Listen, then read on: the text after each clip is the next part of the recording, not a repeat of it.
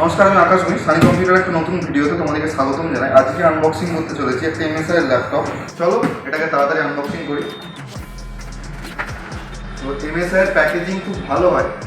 এটার ভেতরে আবার একটা প্যাকেট দিয়েছি, দেখতে পারো তোমরা। এটা হচ্ছে হয়তো মেন ল্যাপটপের বক্স। সুন্দর ডিজাইন করেছে, দেখতে পারো। এখানে MSI লেখা আছে, এখানে MSI লোগো আছে। এটা ট্রু গেমিং লেখাই আছে, এতে গেমিং টেমিং করতে পারবে যারা দেখছো।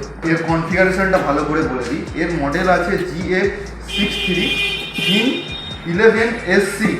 এতে প্রসেসর আছে i5 11 জেনারেশন, গ্রাফিক্স কার্ড আছে GTX 1650, 4GB 512GB SSD আছে, DDR4 16GB র্যাম আছে। তো চলো এটাকে খুলি।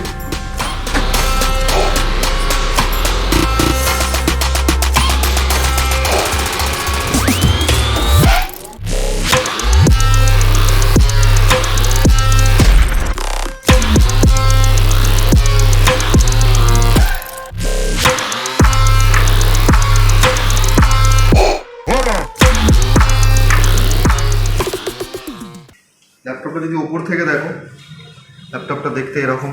এখানে MSI লোগো দেওয়া আছে। এই পেছনে হচ্ছে একটা HDMI কেবেল দিয়েছে।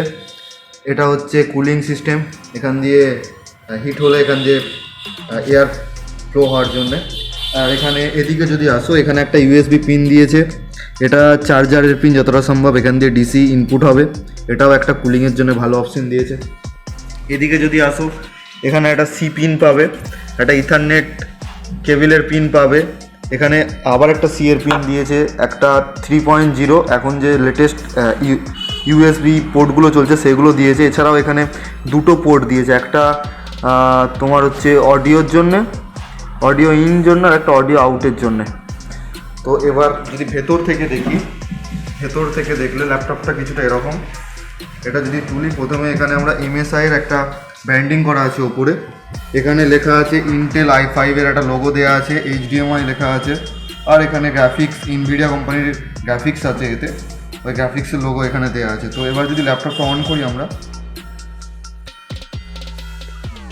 দেখতে পারো এর কিবোর্ডে লাইটগুলো জ্বলছে। এটা এতে ব্যাকলাইট কিবোর্ড আছে, কারণ এটা একটা গেমিং ল্যাপটপ। তো দেখতে পারো তোমরা, ল্যাপটপটা ইনস্টলেশন পুরো কমপ্লিট হয়ে গেছে। এই ল্যাপটপটা যারা নিচ্ছে, এখানে তৌসিফ আছে, এখানে তৌসিফের বন্ধুরা আছে। তো ওরা বলবে যে ল্যাপটপটা কেমন হয়েছে। ল্যাপটপটা আমার খুবই ভালো লেগেছে। এই ল্যাপটপটা দেখতেও খুব দারুণ, ঠিক আছে। তো এটাতে আমি মোটামুটি কাজ করবো, এডিটিংয়ের উপর কাজ করব। আর বেসিক কিছু কাজ আছে, তো সেগুলো ওয়ার্ড, এক্সেল যেরকম নর্মালি ইউজ করা হয় সেগুলোর উপরে কাজ করব।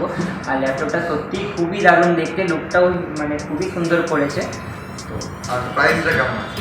প্রাইসটা মোটামুটি এই ল্যাপটপের অনুযায়ী প্রাইসটা খুবই ঠিক আছে, মানে মোটামুটি প্রাইসটা খুব কম বললেই চলে। তো বন্ধুদের কাছেও দেখো কেমন হয়েছে ল্যাপটপ। এই প্রাইস পয়েন্টে এত সুন্দর ল্যাপটপ যে পাওয়া যাবে, দাদার কাছ থেকে সবাই চাইলে নিতে পারো, অনেক কম দামে পড়ে যাবে।